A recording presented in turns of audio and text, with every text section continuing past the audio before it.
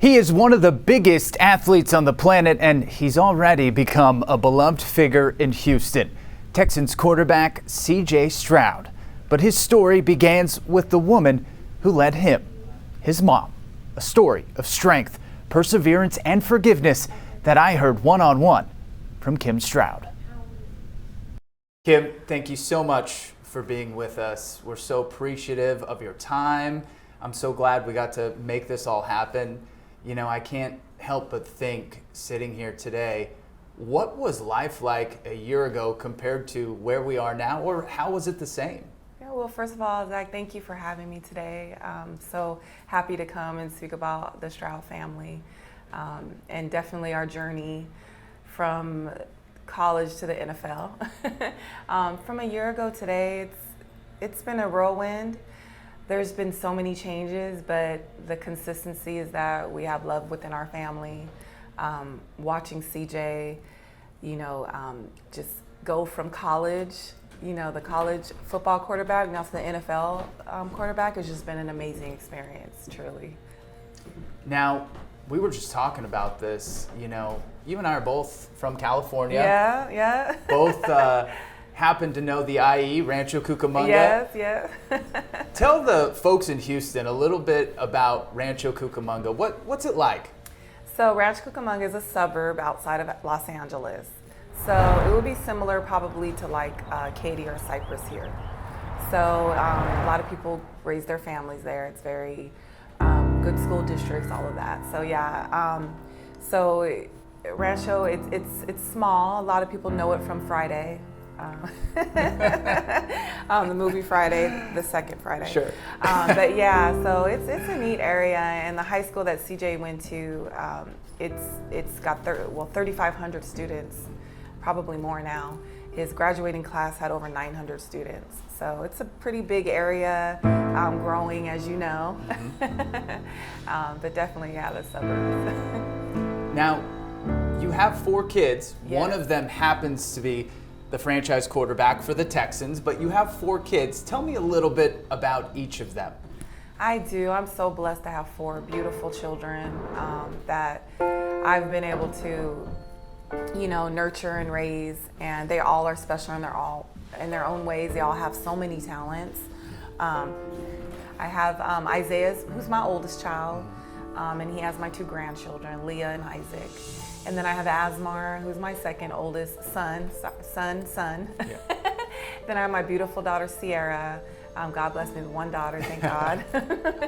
She's also my best friend. She's a singer-songwriter. Some people live for the power, yeah. And then obviously I have CJ, who's the baby of the family. So he's, everybody knows who he is. So.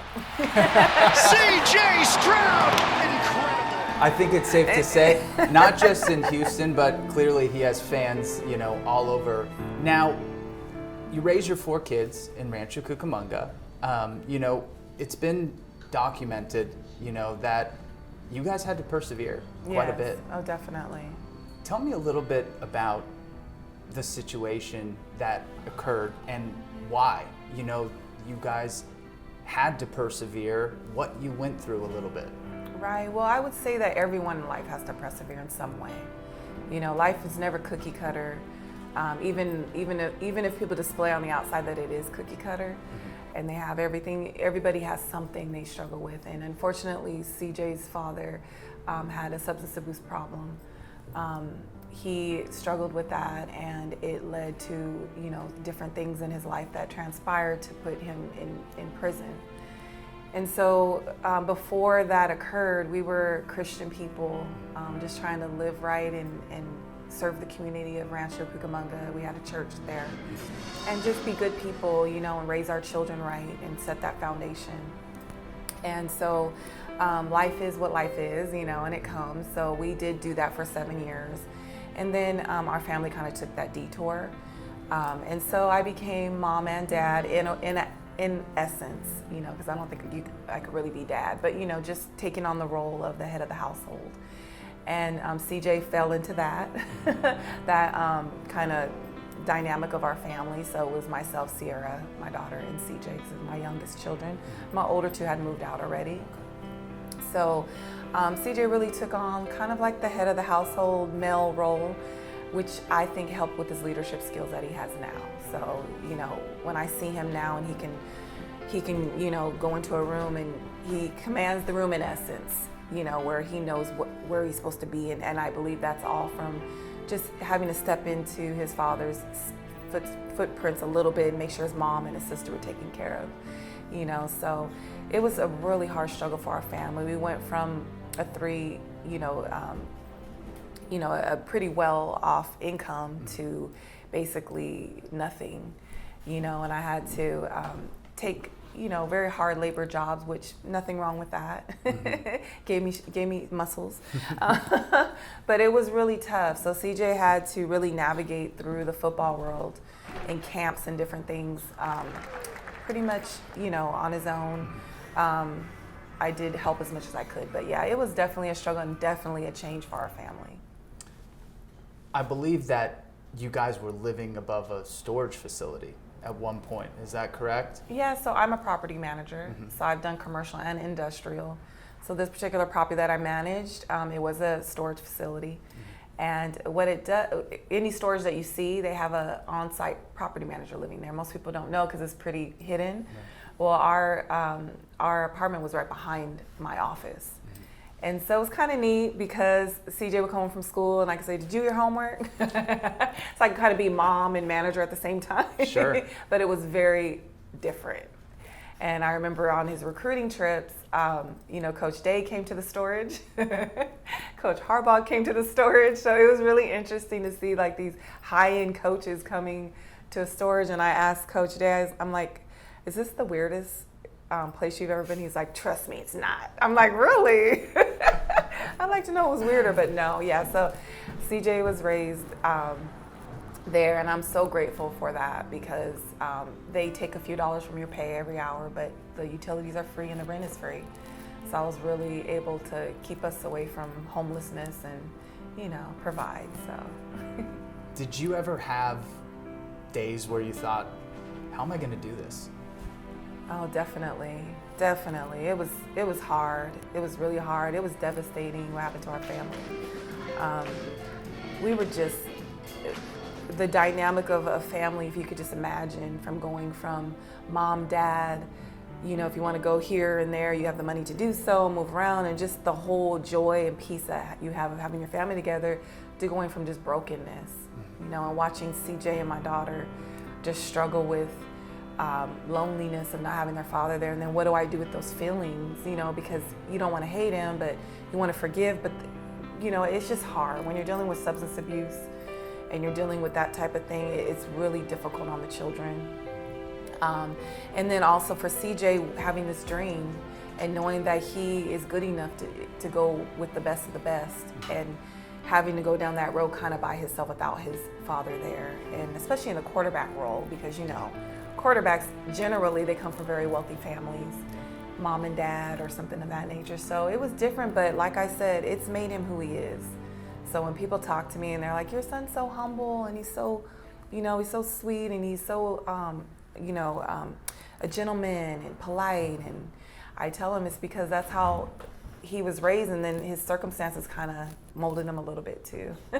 Absolutely. Yeah. Absolutely. And one of the things I find so interesting is that here you helped CJ's father build that church. You guys built that together. Right. Faith was and always has been a huge part of your family. CJ was, you know, part of the sermons sometimes, I think, from what I've read. Yes. At that point, when everything happens with his dad, right, you would think he's got two choices. You know, your kids have two choices. They can either kind of go against this thing that has been such a big part of their life and faith because of the role their dad had as a pastor. Yeah. But instead, your family leaned into it. Yeah, we did. And I won't say it was without struggle, because it was for all of us. We all went through that kind of why type of stage. And you really shouldn't say why, you should say why not me. But, you know, you do when things happen, especially out of, you know, the scope of what's supposed to happen. Because you do good, you're supposed to get good, you know, but it doesn't always work that way. So I will say this, CJ has had a rooted love for God since he was so young. All my children have. And I remember CJ used to tell his dad, I want to do the benediction, because we do benediction before you leave church. And sometimes his dad would be like, okay, CJ, we're running a little late. He's like, no. And he would go up and he knew the whole benediction. And it's about maybe like 7 verses in the Bible. And he was 6, 7, 8 years old, knew it all by heart. And in prayer, he would pray. He just had such an earnesty and a love for God. And I knew that even though what happened to our family, I knew that deep down in him, he had a love of his own. And so like when you have a relationship of your own, no matter what happens on the outside, you still gravitate towards that personal relationship. So I think that's what we're seeing now, definitely. Wow. And speaking of what we're seeing now, yeah, you've seen some great things happen from up in that box down on the field. Yeah. I'm curious, do you see parallels from the leadership role you had to take on? CJ seeing that as a teenager in his, formidable years, and then taking that into a situation of unknown, being an NFL quarterback, being a rookie, becoming a franchise NFL quarterback? Yes, definitely. CJ used to come out because storage work, I applaud everyone who works in storage, self-storage, because it is tough. I mean, people wouldn't think so, but it's a lot of hard work. And so I would be so dirty from head to toe. I had dirt in my ears and everything. CJ come out, Mom, I'm gonna work really hard to get you out of this. And I'd be like, no, son, just because as a mom, all you want is your children just to be happy. I can take care of myself, And he's like, no, Mom, I'm gonna do whatever I can. And so I think that's where you learn the ethic of hard work, that nothing is handed to you. And when he came into being a quarterback, it's hard work. I mean, I watched my son watch so much film. I mean, he doesn't really have private time because it's always work time. Mm-hmm. And so I think he did learn that ethic from his father, because his father's really always working. He's very determined too. So he had that ethic really young, and I think it grew into his adulthood. And so he knows the virtue of hard work. He knows that nothing's handed to you in this world. No matter how well you have it in life, you always have to work hard towards what your dream is. And one thing about CJ is he never let anyone extinguish his dream. So he had that flame within him since he was little, and he just kept growing and growing and growing. And anytime anyone would extinguish it, things that happened with his father, things that everything that's happened to him, it just wouldn't go out. And now we're seeing the full fire, and he has such a fire, and it's so inspirational. And I sit and I watch him, when he speaks, and he inspires me, and he talks about purpose and passion, the difference between the two. And that's all from seeing his parents struggle, seeing his parents go through ups and downs and learning from it. So I'm grateful that my kids have that wisdom to learn from, our mistakes versus, having those same mistakes within their lives. So. And speaking of that wisdom, the night of the Heisman, yeah, right? I believe that was the first time CJ had spoken to his dad in a while, right? Yeah. And yes. I think you had said something in an interview that was the night that I knew he forgave his dad. Yeah. How much is forgiveness part of this journey? Well, I believe forgiveness is not for the person, it's for you.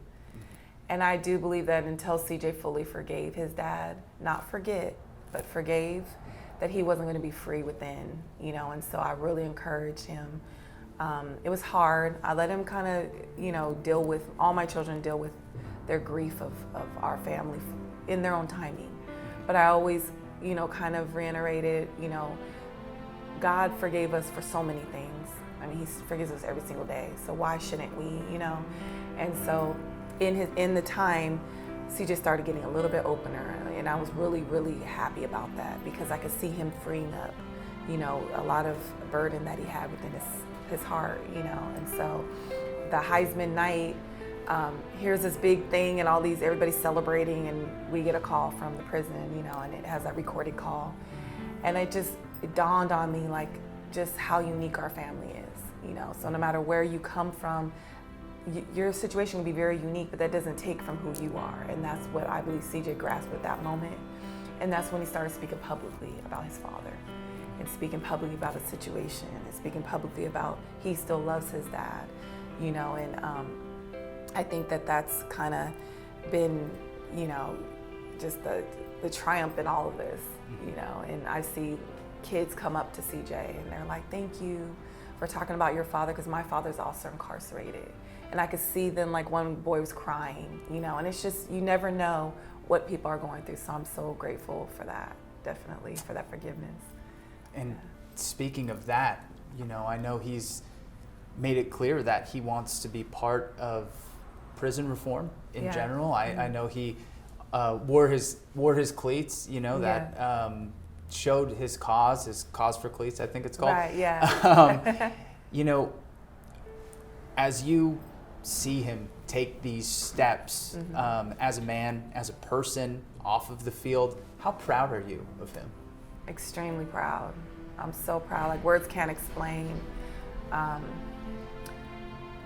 extremely grateful, proud of all my children. I mean, they're warriors. You know, in this world, you have to be a warrior. You can't be weak, because there's just so much that comes your way, you know. But CJ just gets out there, and he has so many things thrown at him, but he just shows, it makes it look so easy, but it really isn't that easy. You know, it's a lot. But he's so inspirational, and I don't know, I'm just so grateful. I really am. I'm grateful for him. I'm inspired by him, you know, by all my children, really. Have you got to spend some time with all your kids here in Houston so far? Yeah, I have. Actually, one of my sons is moving out here to kind of help his brother. And then me and my daughter travel. We go to every game. So we travel out here a lot. So yeah, I got to spend time with the kids. We love it here. Everybody here is so welcoming and warm. He couldn't have been placed in a better situation. I thank God every day, because everyone here is just so welcoming. They were ready for him, you know, and you could totally see it. So it's great. They were waiting for him. They were waiting for their franchise quarterback. Yeah, and I'm grateful. Do people recognize you when you're walking around here in Houston? Not really. Okay. No, I think because I don't live here. Yeah. You know, and then, sure. You know, we always change our hair up. So, like, I have straight hair, then braids, yeah, so. But, no, we kind of just do our own thing, you know. Well, that's good. That's good. You get to keep to yourselves then and enjoy the city. Oh, most definitely. We enjoy and we love the food. It's incredible. Yep. I just want to take these restaurants and put them in LA. It's so good. You're going to get a lot of love for that comment here in Houston, I'll tell you that much. So, what's next for Kim Stroud? Myself and Monica Daniels, she's the mother of Paris Johnson Jr. on the Cardinals. She's one of my good friends, and we're starting a podcast. It's called the Mom's POV Show. And it's really just giving the mom's perspective on all different areas of, you know, NFL, college, NIL, recruitment, agents, you know, just how we navigated through it and what tips we have for other parents that are navigating through it. We get so many people asking us questions like, how did you do this? How did you do that? So myself and her, we just kind of came together and we're like, well, what can we do to help? You know, and so we're going to be doing a podcast. We're working on the logistics of it now, but it will be coming out soon. So we'll definitely let you know. We can't wait to hear it. Yeah, and then we also have the CJ Stroud Foundation, which I'm the president of. We're a new foundation, so we're still obviously working on logistics of that as well. But myself, my daughter, and my son, we all assist in the foundation. And we have such a passion for single mothers, being what I went through, and just the struggle of not really having the resources that you need. So, and then also children of incarcerated parents are really deep and dear to CJ, because that's what he is and was growing up. And then low-income families that just may need a little assistance. We get a lot of requests for help, you know, in different areas, and we're just trying to be a beacon of light, you know, and serving the community with the love of Christ, you know, and we're hoping the more mature CJ Stroud Foundation becomes, you'll see our face everywhere. Of course. But yeah, it's very exciting. And at first, my son did not want it named after him. So he wanted just a Stroud Foundation. He said, Mom, I don't want anything to focus on me. And I told him, but son, this is your legacy. You know, you're building your legacy. And so I think it's important. He was like, okay. It took some persuading, but he did it. So yeah, we're really excited about it. And finally, if you had to think of a good title for this next chapter of the Stroud family, you know, now that you have CJ here, he's the franchise quarterback, you know, you guys are all starting new endeavors. What would be a good name for the next title, the next chapter? Man, that's a good question, Zach. I would say maybe Here We Come, or man, so many things come to my head because this next chapter it's going to be so great. Like, CJ is on such a trajectory that is just incredible, and I don't think we've seen anything yet. And just the fire that he has in his eyes, when I look at him, he's not done yet. So I think maybe that's it. He's not done yet. And we can speak that of CJ and most of all our Lord. So. Well, the Texans fans are going to be very happy to hear that, Kim. Thank you so much for having me. So much Thank for you. being with us. Blessings. Thank you. Absolutely.